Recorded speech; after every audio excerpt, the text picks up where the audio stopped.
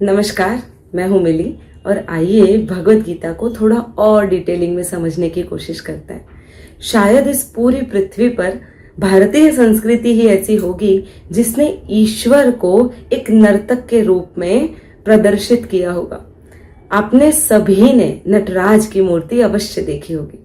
नटराज की मूर्ति में यदि आपने ध्यान दिया होगा तो महादेव के पैरों के नीचे एक राक्षस है और उस राक्षस का नाम है अपस्मरण।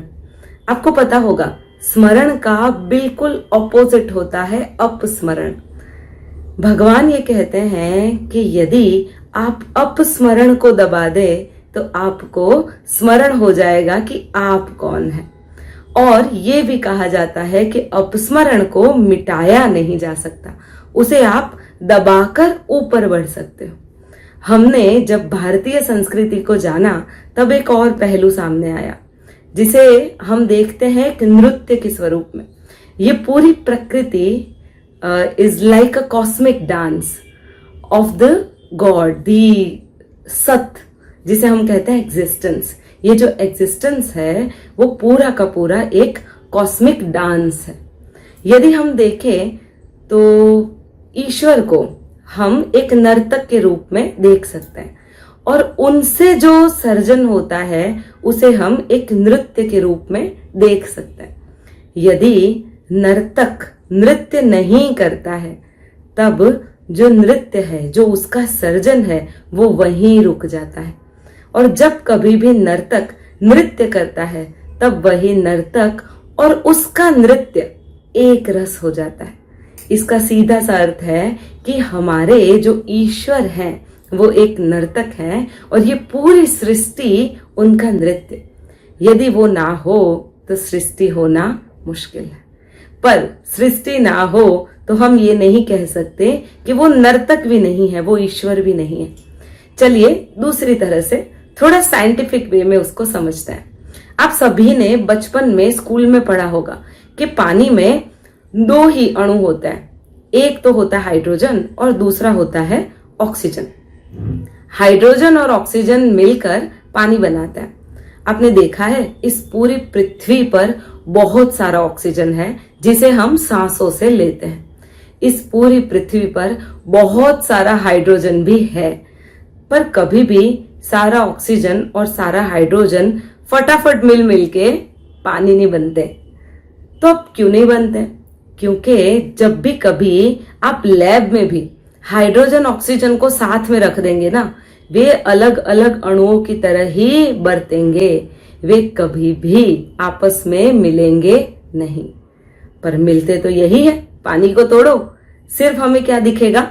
हाइड्रोजन और ऑक्सीजन, और कुछ भी नहीं दिखेगा। हाँ, ये बात अलग है, हम उसमें थोड़ा मैग्नीशियम भी देखते हैं, ये वो सब अलग चीज। Basically what is water? तो हाइड्रोजन और ऑक्सीजन का एक छोटा सा केमिकल। अब कब हाइड्रोजन और ऑक्सीजन मिल पाते हैं?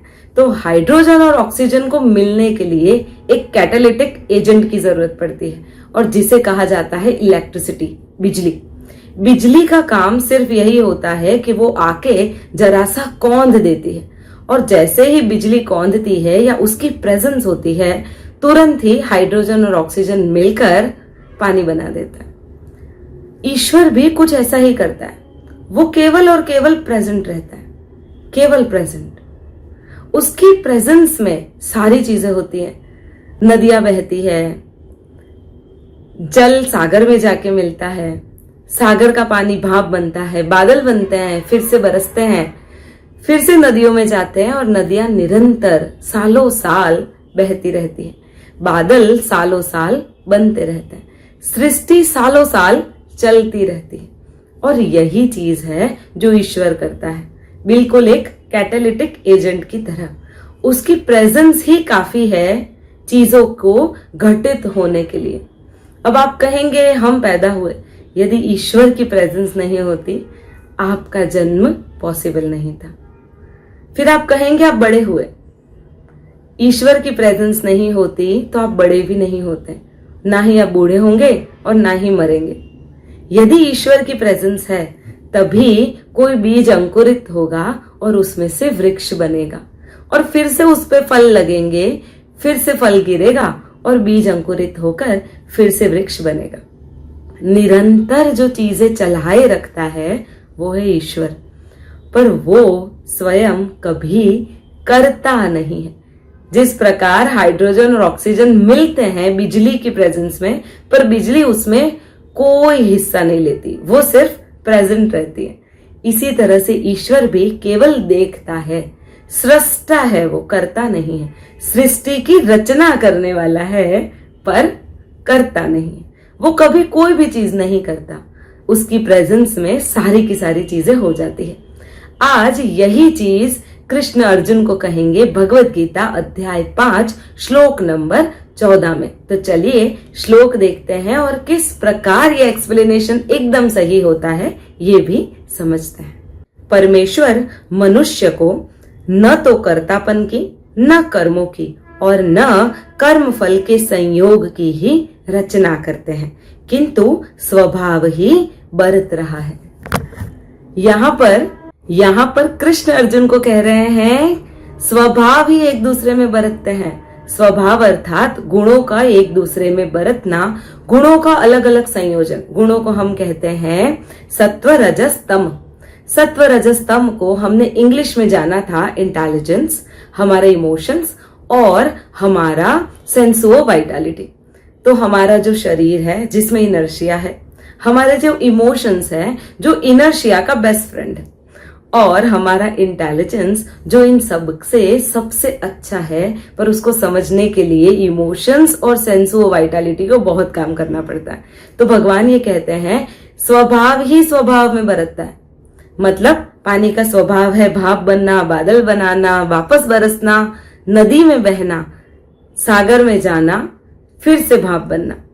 वृक्ष का स्वभाव है अंकुरित होना, बीज जो है अंकुरित होता है, वृक्ष बनता है, फिर से फल देता है और चलता चला जाता है। बिल्कुल उसी तरह से स्वभाव ही स्वभाव में बरतता है। कभी ईश्वर कोई काम न तो करता है, न उसमें कुछ करनेपन का भाव है, न कर्तापन का भाव है, और ना ही ये कि वो नहीं करेगा तो कोई चीज नहीं होगी। हमें भी अपने जीवन में ये काम तो अवश्य कर लेना चाहिए। कर्तापन का भाव नहीं लाना है, ये देखना है यदि इतनी बड़ी सृष्टि अपने आप से इस तरह से चल सकती है तो क्या आप कोई भी काम मन से करते हो, कर्तापन के भाव के बिना करते हो, तो क्या वो सफल नहीं होगा? अवश्य होता है, उसका भी अपना रास्ता अवश्य निकल जाता है। यदि मैं भगवत गीता नहीं एक्सप्लेन करूंगी तो कोई और कर देगा। मुझे इसलिए करना है क्योंकि मुझे करना है, मुझे समझना है, मुझे जानना है, मुझे डिस्कस करना है। कारण केवल इतना है, कर्तापने के भाव को धीरे धीरे ही सही पर छोड़ दो।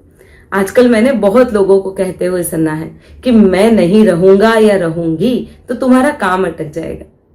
कभी किसी का काम किसी की भी वजह से नहीं अटकता, पर हाँ ये जरूर है कि आप किस तरह से बरतते हैं, आपका स्वभाव क्या है, और आपका स्वभाव इस सृष्टि में, इस कॉस्मिक डांस में किस तरह से अपने गुण से बरतता है।